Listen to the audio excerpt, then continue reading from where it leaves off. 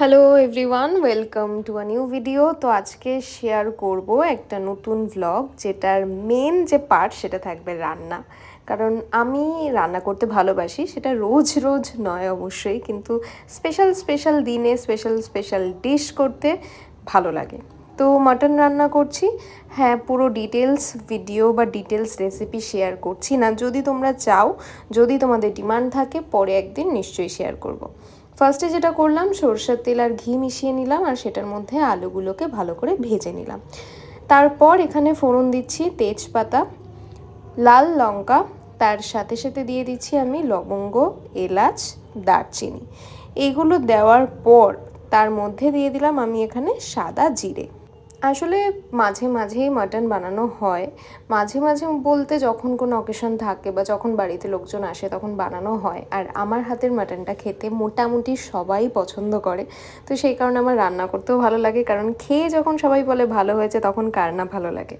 যাই হোক, তারপর এখানে একদম ছোট ছোট করে কেটে রাখা পেঁয়াজ দিয়ে দিলাম, আর তার সাথে সাথেই এখানে আমি দিয়ে দেব পেঁয়াজ বাটা, যেটা তোমরা একটু পরে ভিডিওতে দেখতে পাবে।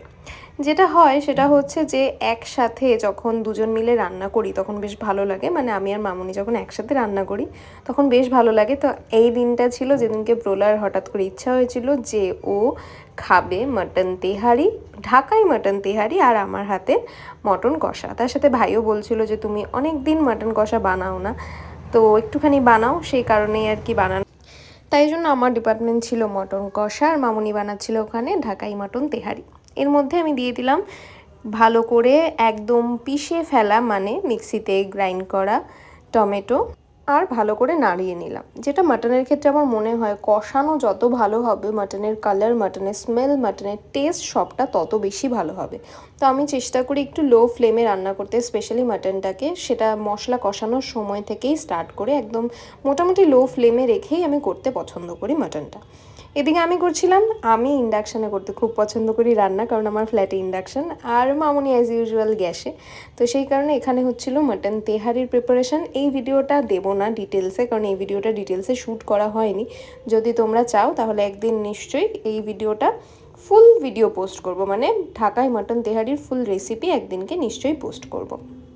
তো এখানে ভালো করে কষিয়ে নিচ্ছিলাম, একদম যতক্ষণ পারবে কষিয়ে ফেলবে। যেটা আমার ক্ষেত্রে হয়, আমি একদম ওই ইন্ডাকশানে রেখেই পুরো যে একদম মটনটা গলে যায় ওই জিনিসটা করি না। আমি হাফ সেদ্ধ এখানে করি, মানে ইন্ডাকশানে করি, আর হাফ প্রেশার কুকারে দিয়ে করি। যদি তোমরা কেউ চাও তাহলে পুরোটাও এতে সেদ্ধ করতে পারো, কিন্তু তাতে টাইম অনেক অনেক অনেকক্ষণ লাগে, যেটা আমার অত ধৈর্যতে কুলোয় না। সেই জন্য মোটামুটি হাফ অ্যান আওয়ার 40 মিনিট মতো আমি কষিয়ে নিই, আর তারপর আমি প্রেশারে দিই। দেখতেই পাচ্ছ কোনটা দেখতে ভালো লাগছে আর কীরকম লাগছে তোমাদের ভিডিওগুলো। এখন তো আমি প্রায় প্রায় রেগুলার বেসিসে চেষ্টা করি ভিডিও পোস্ট করতে, তো তোমরা কিন্তু অবশ্যই জানিও যে ভিডিওগুলো তোমাদের কেমন লাগছে। আর এখানে মাটন তেহারি রেডি হয়ে গেছে, সেটারই তোমাদের একটা ক্লিপিংস দেখাচ্ছিলাম যে দেখো দেখতে কেমন লাগছে। এটা একদমই আনপ্ল্যান্ড, কারণ মাটন তেহারি রান্না করার কথা ওই দিনকে ছিল না। যাই হোক, এখানে দেখো আমি দিয়ে দিলাম প্রেশার কুকারের মধ্যে মাটনটাকে ভালো করে। তার সাথে আমি এখানে অ্যাডও করে দেবো আলুগুলোকে, যেগুলোকে আগে আমি ভেজে রেখেছিলাম।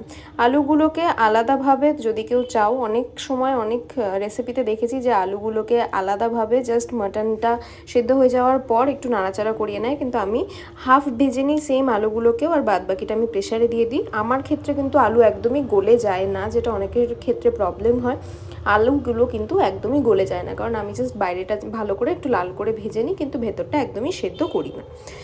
তার সাথে যেটা করলাম সেটা হচ্ছে রায়তা, শসা, পেঁয়াজ, টমেটো দিয়ে রায়তা বানিয়েছিলাম। টমেটোর পরিমাণ খুব কম, কারণ কাঁচা টমেটো আমার খেতে খুব একটা ভালো লাগে না, সেই জন্য। আর এখানে প্রলয় বানিয়েছিল এই মিক্সড স্যালাডটা, যেটার মধ্যে দেখতেই পাচ্ছ কাঁচা লঙ্কা থেকে শুরু করে সব কিছুই ছিল। আর সবটা আর কি প্রিপারেশনটা একদম ফুল একটা সানডে লাঞ্চ যেরকম হয় সেরকম ছিল, যদিও দিনটা সানডে ছিল না। তো কীরকম কালার এসছে সেটা তোমরা ভিডিওর সামনে, মানে শুরুতেও দেখেছিলে, এখানে আরেকবার তোমাদেরকে দেখিয়ে দিচ্ছি যে কীরকম কালার এসছিল। আর বাদ বাকিটা দেখো।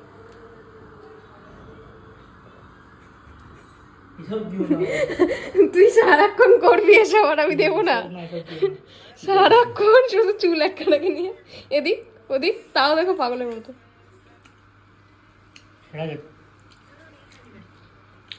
হয়েছে, নরম হয়েছে? রিঅ্যাকশন দিতে সেটা খুবই টেন্ডার, খুবই নরম, খুবই জুসি। এগুলো ওই ভিডিও দেখে দেখে শিখেছে। এই তিনটে শব্দের বাইরে কিছু বলতে পারবে না।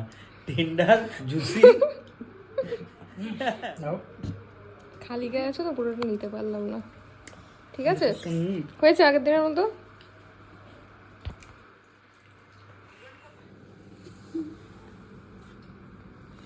এটা কি বলে? তুমিই বলো। তেহারি। কি তেহারি? ঢাকাই তেহারি। ঢাকাই মটন তেহারি। আরে লরে কেন এরকম করে? তেহারি, হ্যাঁ তেহেরি বলে না তেহারি বলে? তেহারি। তেহেরি। এই যে মেড বাই শেফ বিনা দত্ত। আর এই যে স্যালাড মেড বাই দত্ত। তোর কিছু করি গ্রিন গেট করেছি, গ্রিন গেট করেছি।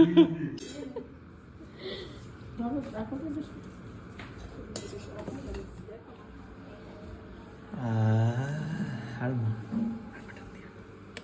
ঝোল।